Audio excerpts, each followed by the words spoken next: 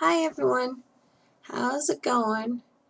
I hope everyone is surviving this pandemic of COVID-19 and fingers crossed it'll soon be gone. Anyway, I've been meaning to come to you and now is the definite time to come see you. I just had my 4-year Surgaversary.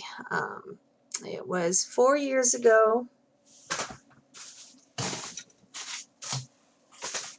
Get my sheet here. It was 4 years ago that I had vertical sleeve gastrectomy, my VSG surgery. My highest weight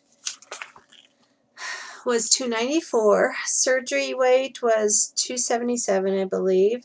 Currently, I am at 201, and that is my lowest weight I've had. I just wanted to say, never give up. You never know uh, when you'll be able to get your tool to get you where you want to go. I do have a goal of at least getting to Wonderland. I'm so close, I know. I have not really suffered with regain during this pandemic time. But, excuse me. But I'm a homebody anyway, and I'm home mostly anyway. Health issues and whatever. So, so that hasn't been an issue for me. I did have regain last year. I had gotten up, somewhere around 230, maybe a little bit less, a little bit more, and decided at the first of the year I was going to change and make 2020 different. I don't usually do New Year's resolutions. But so it wasn't really a resolution, just something to get myself on track. I know even just for my health, I needed to do something else because my A1C was 8 point something and going up, and I needed to cut those carbs and get back on track. And in fact, I was just to the doctor, my kidney doctor, and I'll talk about that in a little bit. And my A1C right now is 6.8. Ooh, yay! For diabetics, they say anywhere in the sevens is where they want to, and I am below. So I'm so excited. And when I saw my endocrinologist just a few months, like in May or something like that, I was actually at 7.0, so I've even dropped. So I'm proud of myself for working on getting those carbs out of my life. Not completely, I have to admit, but for the most part, yeah. And I have anyway, but holidays and stuff, Anyway, so that's where I am.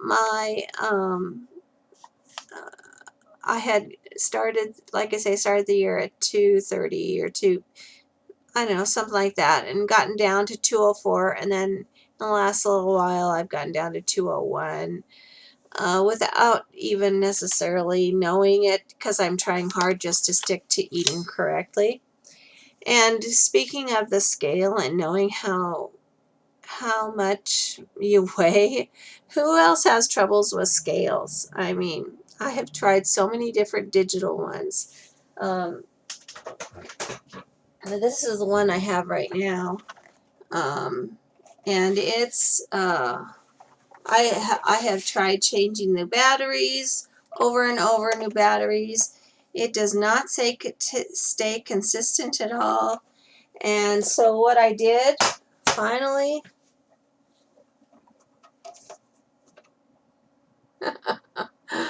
yeah, just the old-fashioned regular. I can't get like a 1.2 or 1.8. I don't know the points or anything, but this gets me fairly accurate.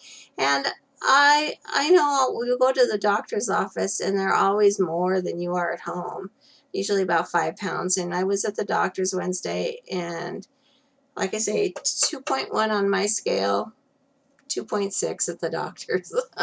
So, it is what it is. Anyway, I don't know what to do about a digital scale. I can't.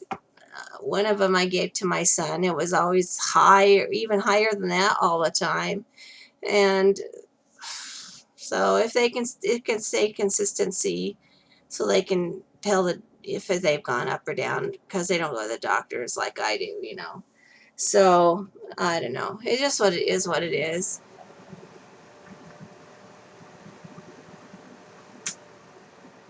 Sorry, turning on the fan. As you can see, I'm getting red. Haven't been feeling the best lately, but knew I needed to come on. Uh, what else was I gonna say?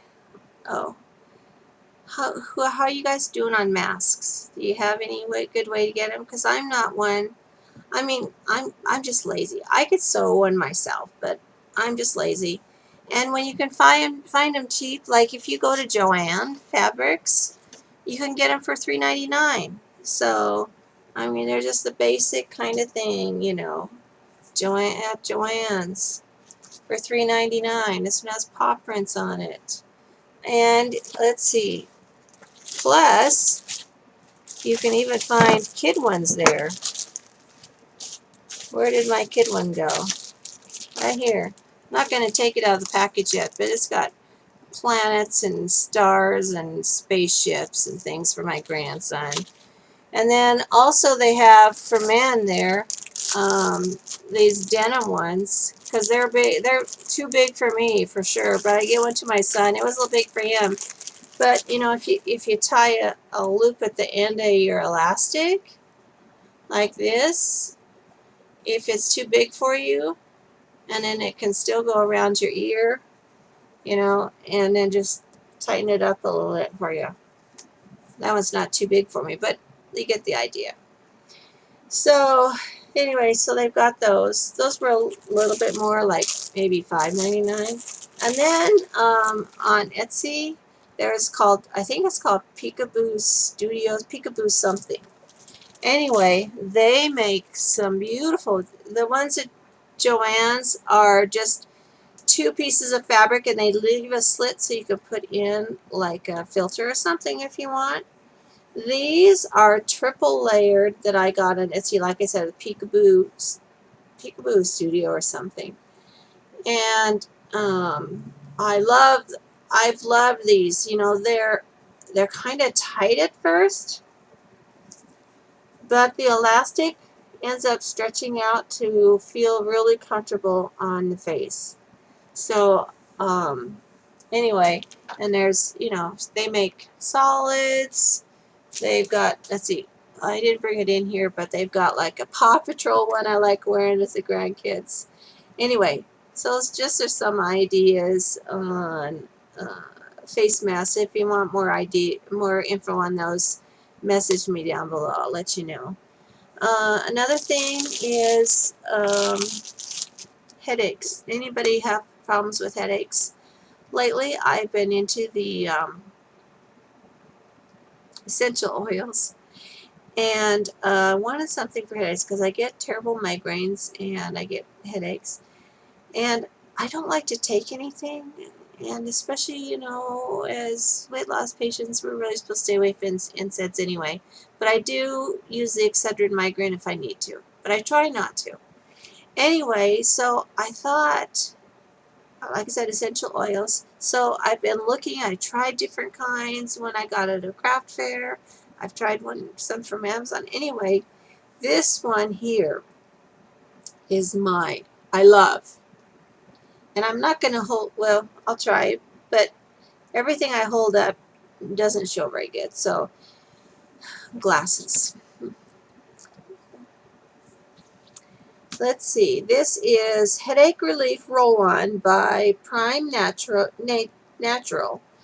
And it's 100% pure and natural essential oil. And this stuff is fantastic. So, like, if you got something going in your temples, your forehead, wherever it may be, you just take and it's got a roll-on tip, and you just roll it there. and it smells so good, and it's very it like tingles. And be careful you don't get it in your eyes. If you get some on your fingers or something, don't touch your eyes. You'll regret that. Anyway, it also tells you other spots to put it so you could inhale and get that help. It says apply on forehead, temples, wrists, behind ears, back of neck and palms, other pressure points, and inhale deeply, because this stuff is good. Again, want more info on that, let me know. But Amazon Prime Natural Headache Relief. Excellent, excellent for some uh, essential oils that work, so you don't have to do, especially at night. The headache pills like uh, Excedrin migraine has caffeine in it, and if you get a headache before you go to bed, you don't want to be taking that. So this has helped me to at least get to sleep, even if I do have a headache. So anyway, and also just to know, I had my birthday and my surgery 1 week apart exactly. So my daughter-in-law loves me, knows that I love Bath and Body Works. This one is Waikiki Beach Coconut. Love this. I get so dry on my skin. I love the shea butter. I have to keep hydrated skin, inside, outside, always needing to put hydration. Everybody got your water? Yeah.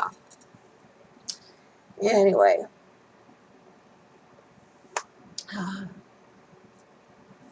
Let me look at my notes.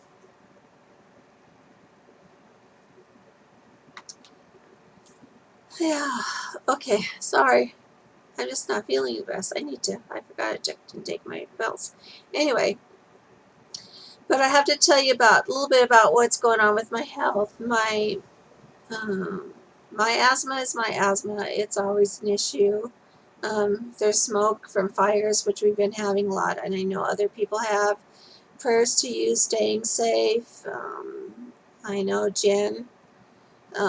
Jennifer on, I don't know your channel name, Jennifer. She just had to evacuate a few days ago. My thoughts and prayers with her. People that are dealing with hurricanes and all that, just all the crap right now. Tons of stuff. My little granddaughter, she was born with only half of her heart developed, and they had to put in a synthetic valve to help that other part of her heart expand and work. Well, we just found out a couple of days ago. The children's heart specialist from Seattle makes a trip over here once in a while, because in Washington, Central Washington, where we are. Anyway, they did an echocardiogram.